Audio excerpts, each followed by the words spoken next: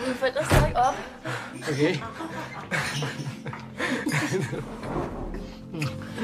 Skal du give mig ind og sige hej? Nej. Jeg kan ikke gå ind i det her tøj.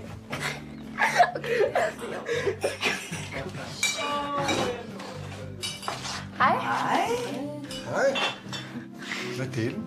Det er Karsten. Hej, Karsten. Hej. Hej, jeg hedder Birgitte. Hej, godt at møde dig. Nå, det er sådan, du ser ud. Nå, skal du have en krammer, skal du. Hej. Og velkommen. Tak, Karsten. Ja. Nå, det ser ud som om, I har haft det sjovt. Ja. Ja. Vi har haft gæster. De er lige gået. Hyggeligt. Meget hyggeligt. Ja. Er I skidefulde? Far. Nå, men vi vil egentlig også bare sige hej. Men jeg tror, vi smutter op igen. Nej, I skal ikke. I skal have nogle øl med op. Kom her. Værsgo. Tak. Hvad er det, du er klædt ud som? Jeg er Aladdin. Ja. Jeg var Aladdin. Aha. Hvad med Melissa? Nå, hun er Hitler. Det var sådan en temafest. Nå, okay. Hvad var det for tema? Historiske personer. Ja, jeg misforstod det lidt. Nå, tak for det i hvert fald. Hey, vent lidt. Jeg skal sgu have nogle flere. Jeg synes, Aladdin og Hitler skal have mere drik. Værsgo. Det er jo fredag, ikke? Tak for Melissas far. Melissas far hedder Stig.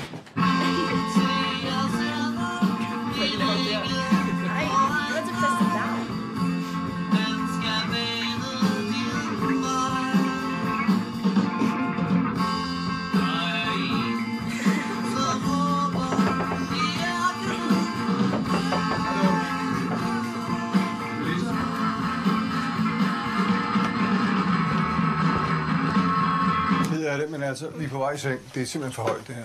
Ej, far. Jeg gider det. Jeg gider ikke høre det så højt. Okay, sov godt. Gå ud. Ja.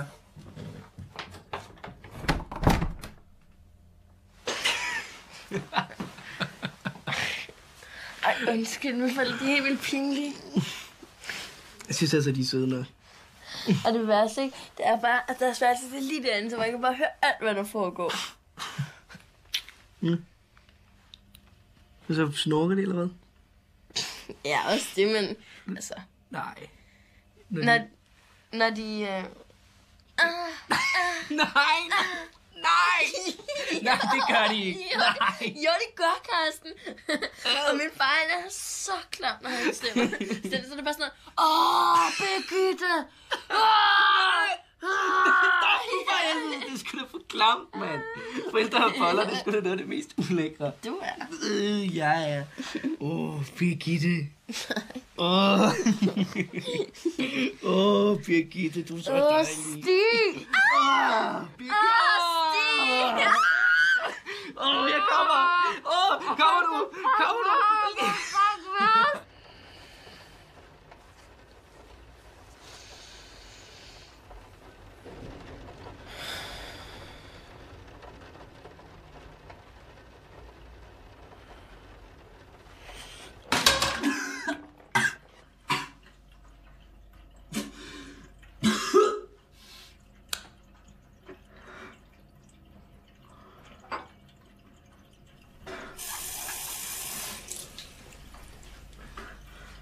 Karsten, tag noget vand.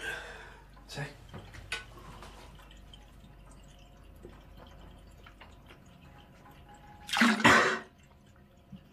Prøv at se, om du kan få noget ned i maven.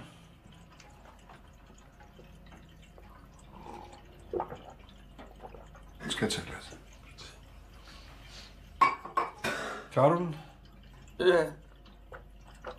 Ja, det er fint.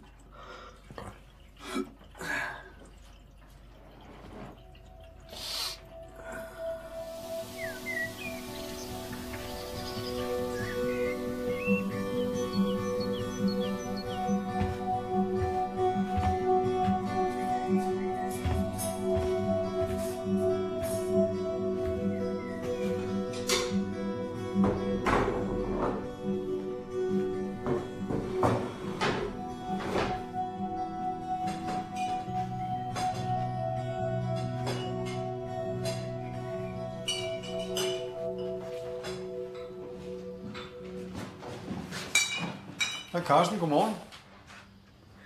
Godmorgen. Skal du have noget morgenmad? Nej tak, jeg var på vej hjem, så... Har du set Melissa?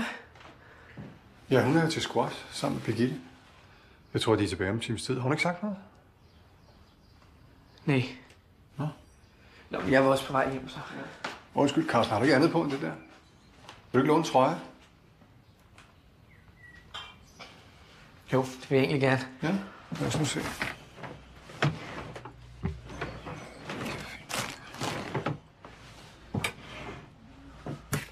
Nå, vil du være. Tag du bare den her. Ja, tak.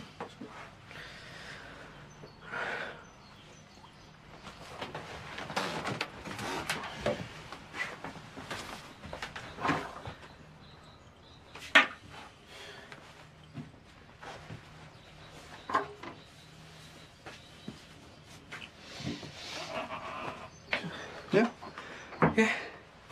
Jamen, du kan bare få den tilbage her en af dagene, så. Nej, det skal du ikke tænke på. Jeg går aldrig med den. Det er en, jeg har fået Birgitte på et eller andet tidspunkt. Okay. Ja. Hvorfor står der sådan 2 ender derovre? Det er, fordi jeg har skudt dem. Så du går på sådan noget jagt, eller hvad? Ja. Altså, jeg er ikke professionel, vel? Det er bare sådan noget hobby noget. Fantastisk. Det skulle alle mennesker prøve på et eller andet tidspunkt. Det er jo ikke, handler jo ikke bare om at skyde dyr. Det er jo noget med at komme ud i naturen, ikke? Og tidligere om morgenen sidde ude ved en skovsø og drikke varm te og underbær. Så kommer inderne på et tidspunkt, og så skyder man dem, ikke? Det er jo derfor, man sidder der.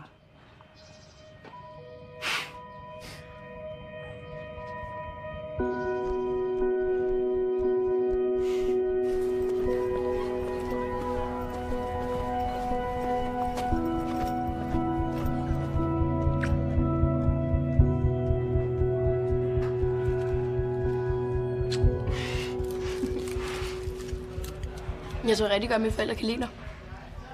De har i hvert fald inviteret os med på sommerhus i weekenden. Okay. Hvad siger du så? Jeg sagde sgu da nej.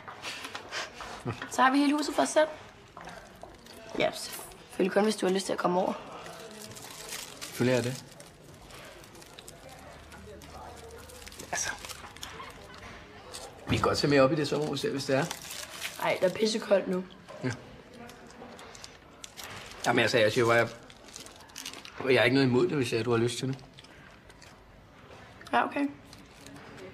Men jeg gider ikke. Fint. Det vil være.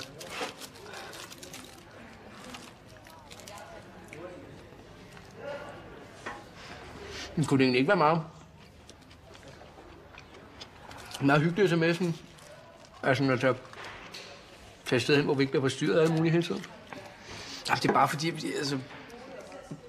Jeg ved, at hvis vi bliver hjemme, så skal jeg garanteret hjem og hjælpe med noget hele tiden, og det... Så er det måske meget rart at være taget lidt væk. Bare os 2. Okay, men det kan vi godt så. Mener du det? Ja. Okay, det er vi godt. Hvis det er det, du har lyst til, så.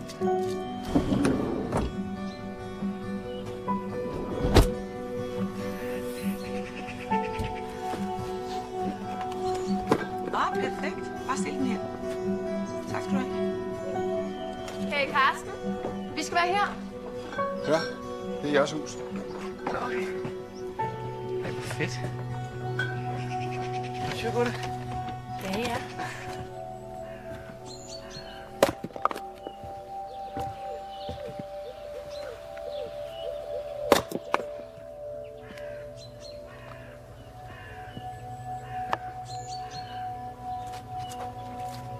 Hej. Hej. Skal jeg hjælpe med noget? Ja, det må du faktisk godt. Du må godt smide noget af brændet op i kurven. Ja, selvfølgelig.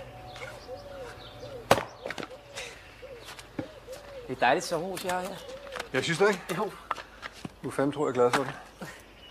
Det er så hyggeligt, at I tager med herover. Ja. Jamen, hvor længe har du og Melissa egentlig kendt hinanden? Jo, vi har kendt hinanden et stykke tid, jo. Men vi har været sammen i snart en måned. En måned? Ja. Jamen, er det ikke noget, der skal fejres så? Ja, månedsdag eller hvad? Ja. Ja. det skal det faktisk. Du skal ikke sige til Melissa. Det er lidt en hemmelighed. Nå. Men jeg har købt 2 billetter til en koncert med et band, vi er helt vilde med. Okay. Som vi så skal ind og se der. Hun ved ikke noget. Nej, men det skal fejres lidt. Det bliver hun glad for nu. Ja. Har du prøvet at flække brænde nogensinde? Nej. Så skal du lære det. Kom her. Det er en vigtig ting for en mand. Ikke? En gang i sit liv at have flækket brænde. Kom. Det er meget godt at kunne, hvis man vil imponere sin kæreste. Ikke? Tag fat her. Den er tung, men hele den der vægt, som øksen har, det skal du bruge til at ramme lige her. Sådan. Der skal den bare sidde, ikke? Du lader den bare falde stille og roligt. Ja. Ikke noget med at bruge kræfter, vel? Nej. Værsgo. Okay. Op igen. Du kan også vende den om. Og så. Sådan! Sådan, mand! Ikke? Yes! Sådan, det var næsten første forsøg. Er det godt? Ja, det var fint. Så ligger der ellers sådan en ordentlig bjerg her, du bare kan gå i gang med.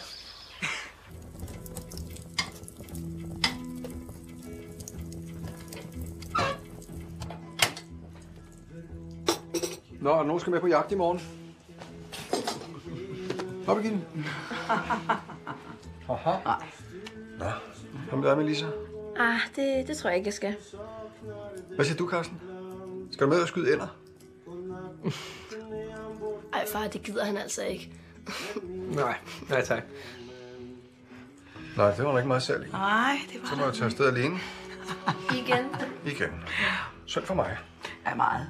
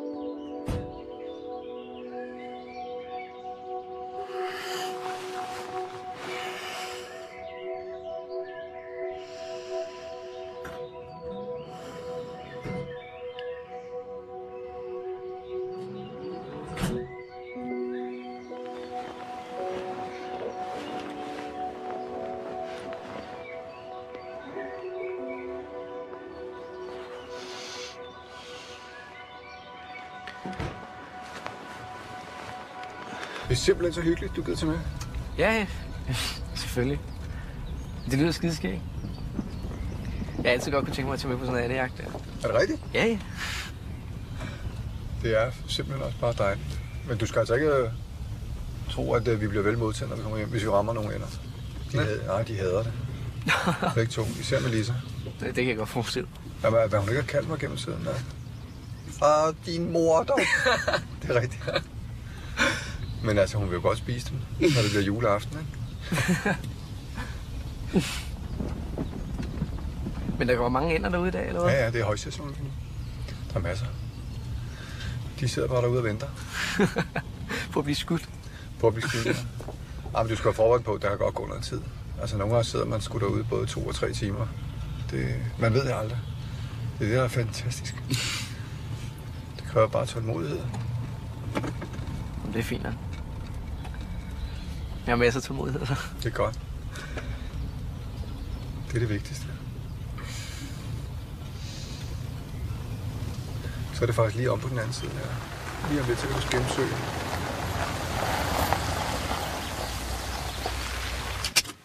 Så skal vi... nej. Mit andet kald. Kan jeg vide, om jeg har glemt det? Hvis jeg er nu heldig, så ligger det hernede. Nå, det var jeg ikke. Hvad gør vi så? Der var det. Hvordan virker den der? Sådan her. Er det ikke fint? Det var meget sjovt. Hvor ligger det igen? Og når ænderne hører det, så kommer de på vingerne. Det er fuldstændig uundværligt. Så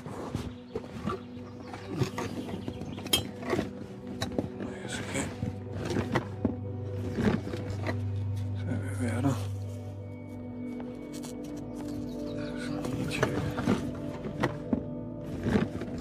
Vi har det ene.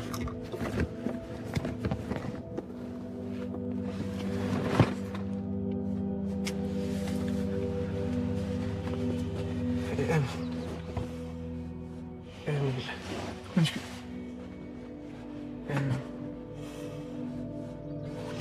Fedt.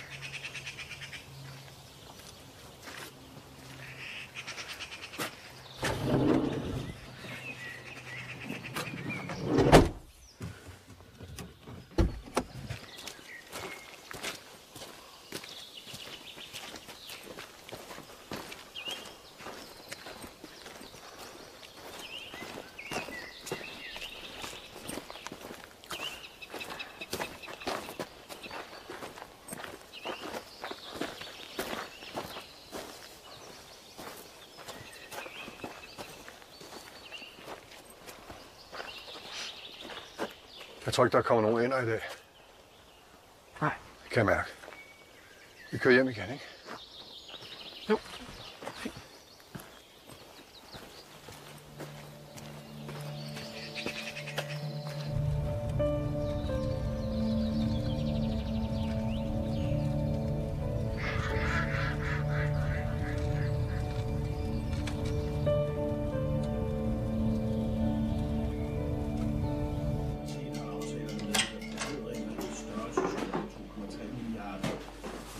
Hej, skat. Hej, Karsten.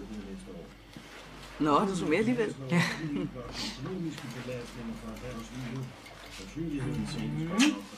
En kort tur, hva'? Ja, der var ikke rigtig nogen ender. Nå, hvor irriterende. Meget. Gider du ikke lave sådan noget vand over, hvis det er te?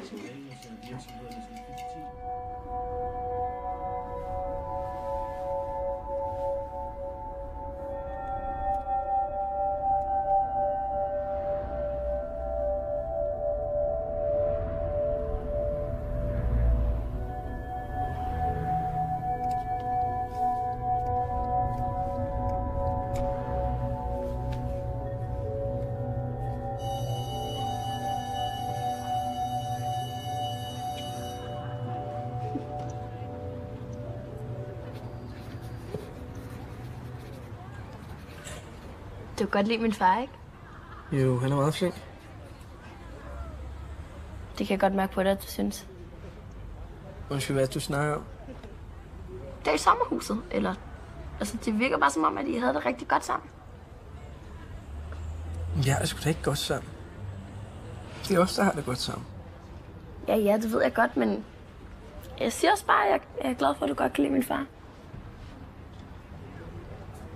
Du skal lade være med at snakke om sådan noget der. Altså... Er det nu forkert, at jeg siger, at du godt kan lide min far? Og jeg er rigtig glad for, at I har et eller andet sådan mand til mand, og I... Mand til mand? Du vil gerne op i det sommerhus der, og hvad var formålet med at tage det op? Var det ikke, at det var os to, der skulle være sammen? Formålet var sgu da ikke, at jeg skulle være mand til mand med din far. Det har jeg sgu da heller ikke været.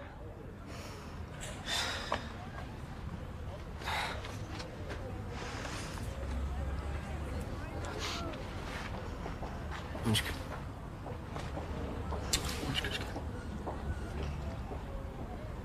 Dumme.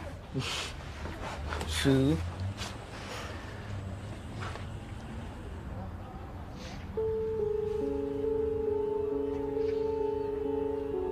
Tak for mad. Dejligt. Det var rigtig godt. Ja.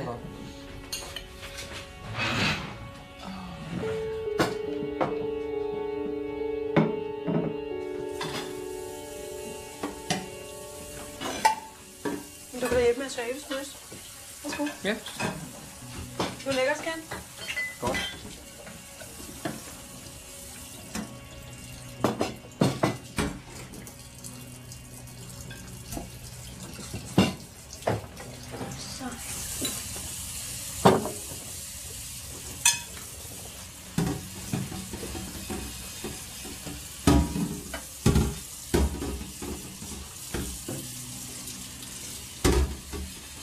Jeg tænkte alligevel sige undskyld for det der sidst.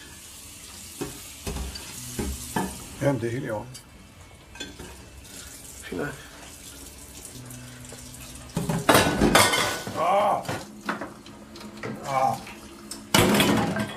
Er det okay? Så slap dog af. Du skal altså ikke hjælpe mere.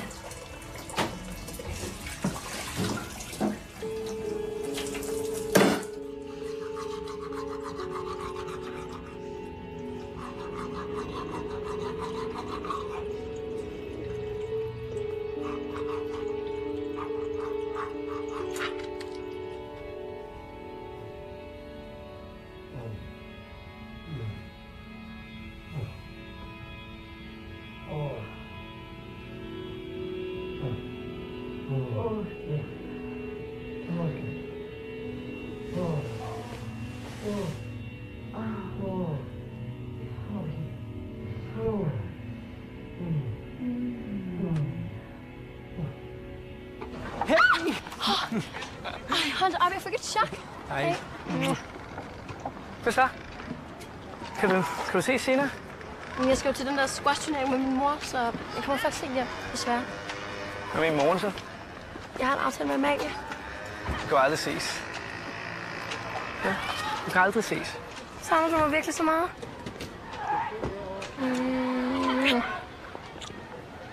Jeg bliver så nødt til at smutte med. Jeg ringer til dig senere, okay?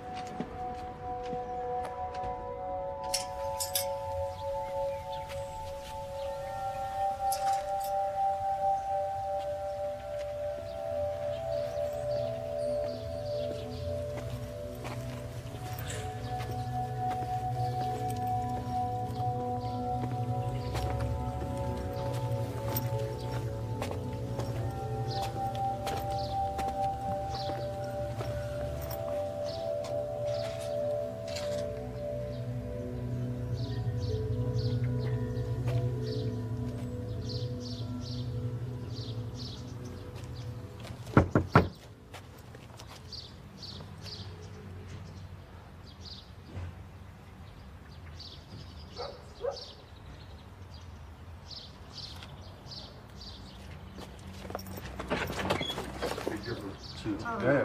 Sådan er det. Hej. Hej. Jamen, der er slet ikke nogen tid. Han ved det også godt. Ja, Mads, jeg bliver nødt til at løbe. Okay. Hej, hej. Hvad Karsten? Hej, Sig. Er Melissa hjemme? Nej, det er hun ikke. Hun er til squash sammen med Birgitte.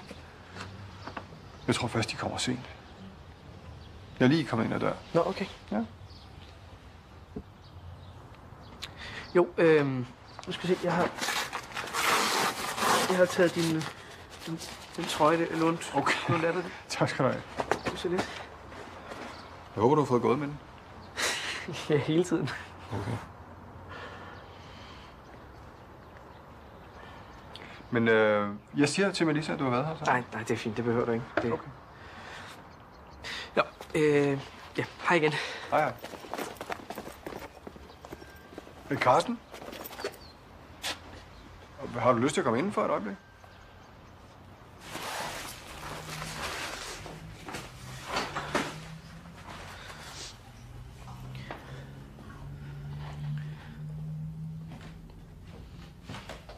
Skål. Tak. Ja. Hvordan går det i skolen? Nå, det går fint nok. Ja, jeg kom til at pjekke fra biologi i dag. Jeg havde glemt at lave sådan en aflevering. Så var lidt bare lavet, som om jeg var syg, så kan jeg aflevere den næste gang. Okay. Ja, det var faktisk Melissas skyld. Vi har været meget sammen her på det sidste, så jeg overtalte mig bare til at lade være med at aflevere den. Så det var Melisses skyld. Ja, det var.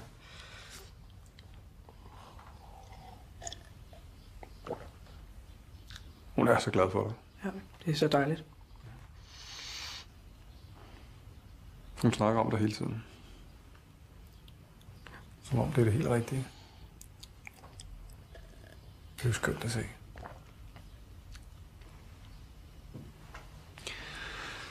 Men jeg er ikke den store pjektype. Jeg tror sgu aldrig, jeg har pjekket.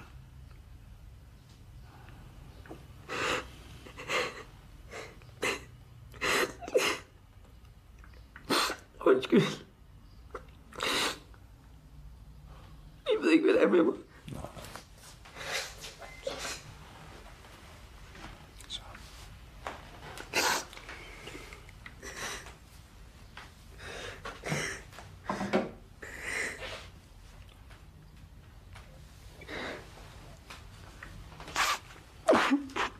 Jeg ved godt, hvordan du har det.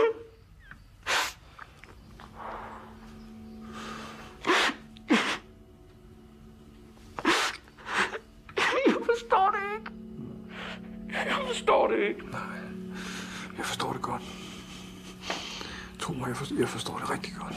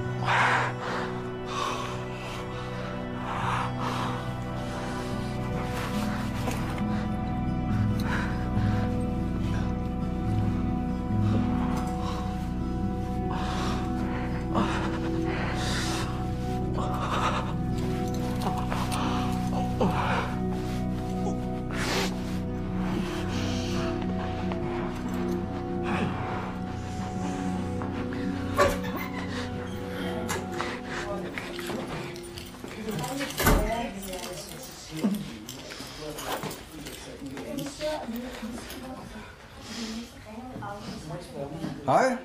Hej. Hej. Hej. Det var aflyst. Hvorfor nu det? Eller aflyst, jamen der var overtegnet. Det er irriterende, ja. Ja. Så der. Hej, Karsten. Hej. Hej. Nå, hyggeligt. Ja, han kom lige forbi. Hvad laver du her? Jo, men jeg skulle... Han kom for at aflevere trøjen, den han har lånt af mig. Du ved den, som du har givet mig, den jeg er så glad for. Det var lige i nærheden, så det... Hey, Hey, Jeg har punket om lidt for at komme og aflevere den. fik du mig alligevel at se, hvad? der var jeg heldig. Har du lyst til at blive og spise? Ja, men det vil jeg rigtig gerne. Nå, herligt. Det vil jeg rigtig gerne. Hyggeligt. Det er da fint, ja. Det er da irriterende, hun har afleveret. Hvorfor ringer de ikke rundt? Jamen, nu må du spørge mig om. Hvis de har været sådan lidt irriterende. Hvor finder jeg det? Ja, men vi kunne have været gift. Hvor er det jo ikke før? Nej. Skal du med op? Ja, kom nu. Yes.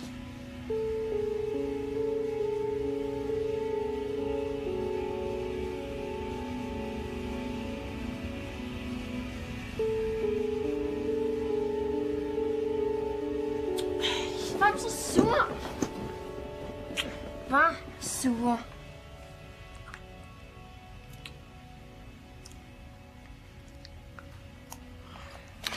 Ja, lad lige høre. Ja.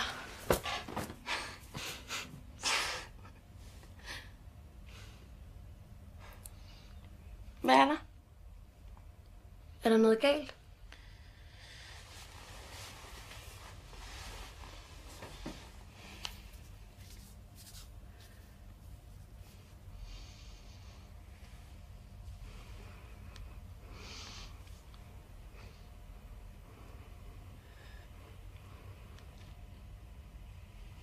Det er noget, jeg er nødt til at fortælle dig. Okay. Hvad?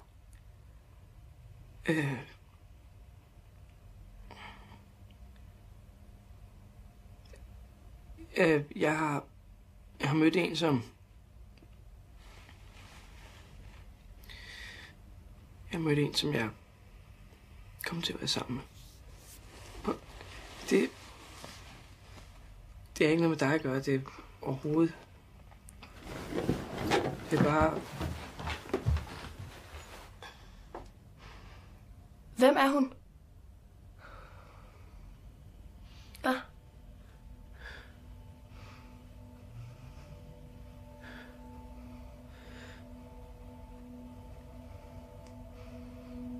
Det er ikke en hund. Det er en fyr.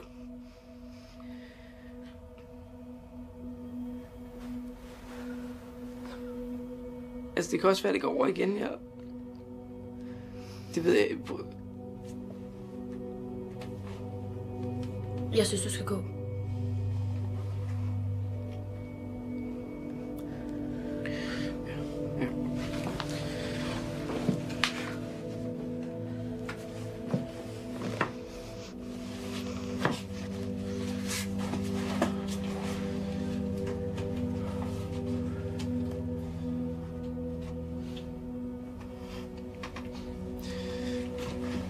Men Lisa, jeg er helt vildt ked af det.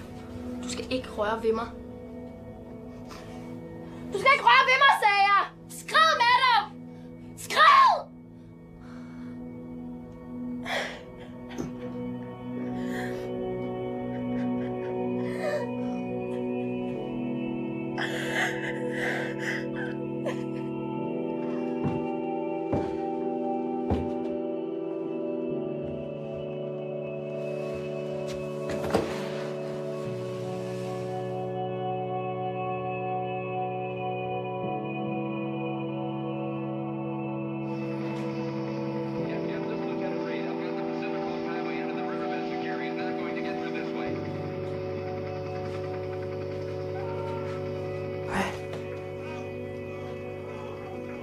Jeg går nu. Okay, hej. Ses. Sig, må jeg ikke lige tale med dig i 2 minutter? Jo, selvfølgelig.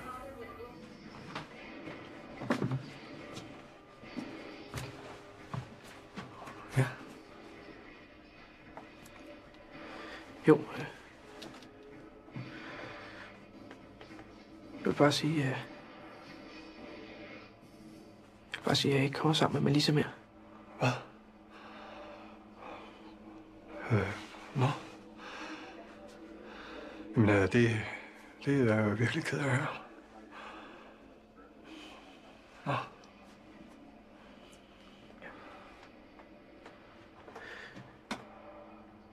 Jo, så vil jeg lige høre, fordi jeg har stadig de der 2 billetter til den koncert. Så bare høre mig. Nej. Jamen, Carsten, hør her. Jeg kan ikke. Jeg er glad for, at du spørger mig, men det kan jeg ikke. Jamen, jeg tænkte også bare lige, at jeg vil spørge. Ja, men jeg er glad for, at du spørger. Men det går ikke. Nej.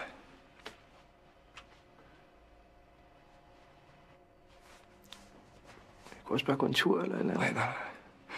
Jeg bliver nødt til at sige til dig, jeg kan ikke se dig mere. Vi kan ikke se hinanden. Sådan må det være. Jeg håber, du forstår det. Ikke?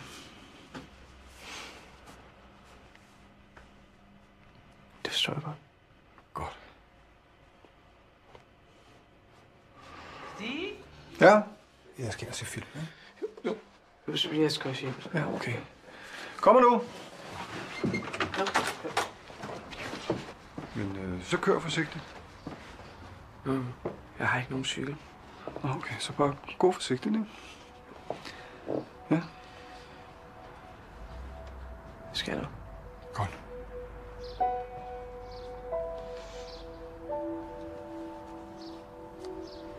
Bare sige, jeg er helt vildt glad for at have lært dig at kende. Lige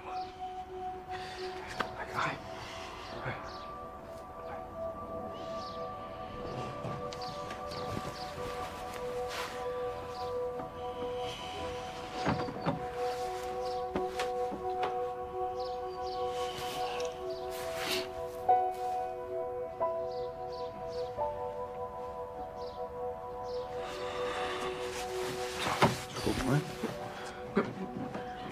Nej.